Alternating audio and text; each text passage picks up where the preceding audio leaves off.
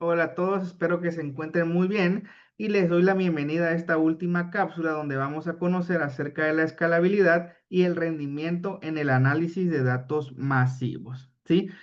Muy bien. Para empezar, vamos a estar conociendo acerca de la definición de escalabilidad y algunos de sus tipos, ¿sí?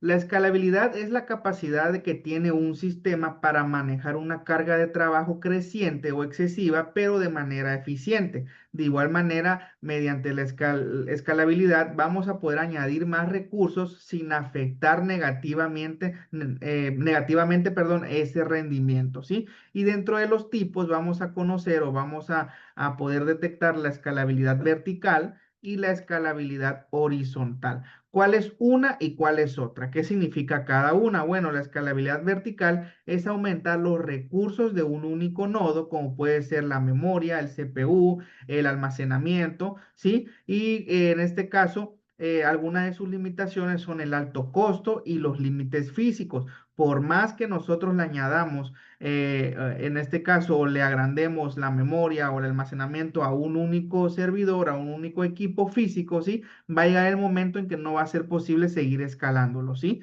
Entonces, por eso es que aquí tenemos las limitantes físicas, pero también en los costos, porque al seguir añadiendo diferentes elementos o recursos, bueno, vamos a seguir gastando en esos elementos y en algunos momentos, si ya no son necesarios o ya no se van a utilizar, pues ya lo vamos a haber comprado y ya no podremos tener quizás una devolución de eso que ya gastamos, ¿sí?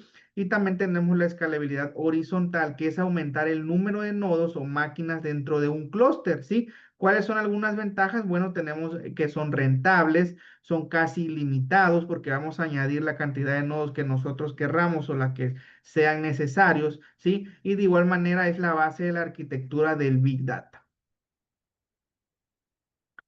Muy bien, dentro de la medición de la eficiencia en el clúster vamos a poder medir la eficiencia con tres elementos en este caso. Vamos a tener en primer lugar la latencia, que es el tiempo que tarda una operación individual en completarse.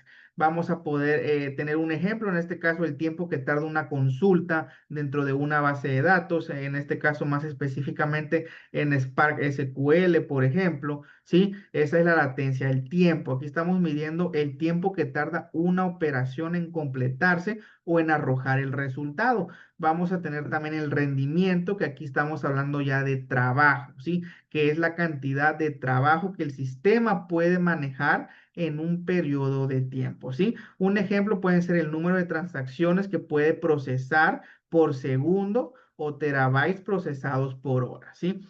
Y también tenemos en este caso la utilización de recursos, que ya es el porcentaje de recursos utilizados para dicho procesamiento o para la utilización, ¿sí? De los elementos sin que se sobrecarguen. Aquí vamos a tener en cuenta recursos como la CPU, la memoria o el almacenamiento, que son los tres más importantes por medio de los cuales trabaja cada uno de los equipos. Tenemos en este caso también leyes fundamentales como son la de Amdahl y la de Gustafson, ¿sí? En este caso, la ley de Amdahl establece el límite teórico superior de la velocidad que se puede lograr al paralizar un programa, ¿sí? Esto limitado por la fracción secuencial que no puede paralelizarse, ¿sí? En este caso, bueno, se define el límite superior teórico de la velocidad, ¿sí? Y está limitada por la fracción secuencial del código, es decir, la parte que no se puede paralelizar. De igual manera, dentro de la ley de Hustafon, en este caso, esta se centra en la escalabilidad del problema. Si el tamaño del problema aumenta con el número de procesadores, entonces se puede lograr una mayor aceleración más relevante para el Big Data, ¿sí? De igual manera, tenemos en este caso el cuello de botella, no es una ley dentro de las que estamos mencionando, pero es un problema muy común que se puede también detectar dentro de estos diferentes elementos. En este caso, en los sistemas distribuidos es más común que la comunicación de red genere cuellos de botellas y no tanto la CPU, ¿sí? Aquí va a depender también de nuestra red o de la red en donde se esté procesando esa información, ¿sí? Si tenemos un ancho de banda muy limitado, bueno, esto también va a ocasionar que en algún momento no se tenga la velocidad o en este caso sí, la velocidad deseada para la transmisión o el análisis de la información. Bueno, ¿cuáles son algunas estrategias para minimizar la latencia de red justamente o de igual manera puede ser la latencia en cuanto al disco? Bueno, tenemos en este caso la cercanía del dato, que es el principio clave. El firmware, en este caso puede ser el Spark Hadoop, ¿sí? Debe enviar la computación al nodo que ya contiene el dato.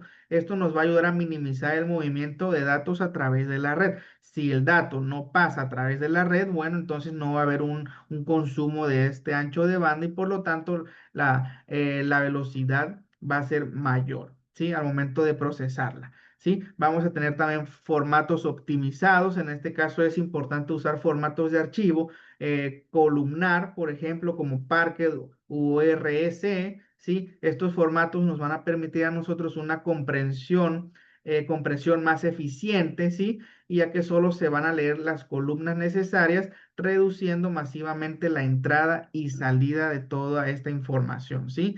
El caché en memoria también es un punto muy importante, ya que en Spark se usa la función .caché o .persist. En este caso, estas funciones nos van a ayudar a guardar resultados intermedios en la memoria RAM del clúster, eliminando lecturas repetidas dentro del disco, ¿sí?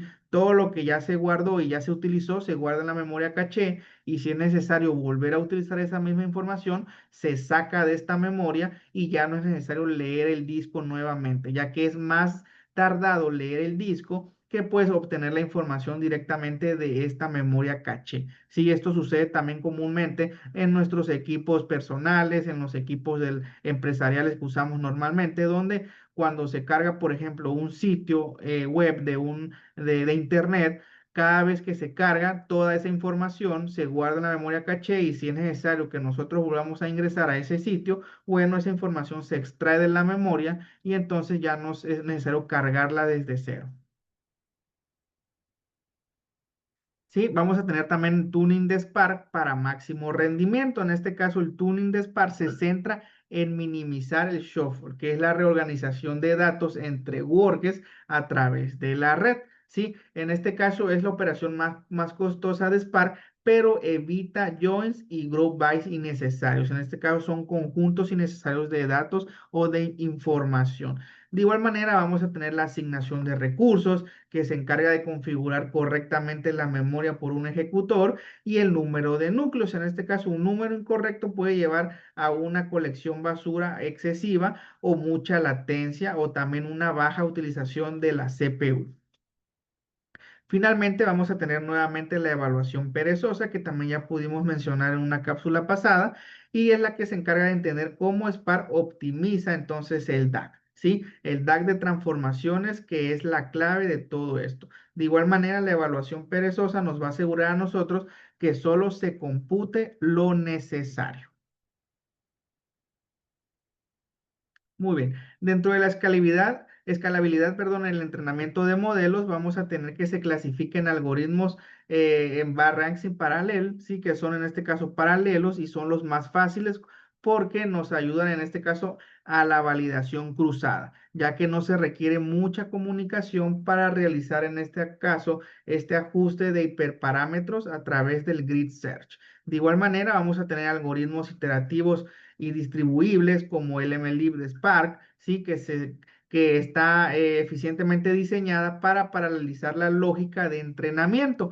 En este caso se utilizan optimizadores distribuidos como por ejemplo el descenso de gradiente y en este caso se agregan los gradientes a los workers. ¿Sí? Vamos a tener también algoritmos secuenciales, ¿sí? Que requieren librerías distribuidas para paralelizar el cálculo de gradientes en múltiples GPUs.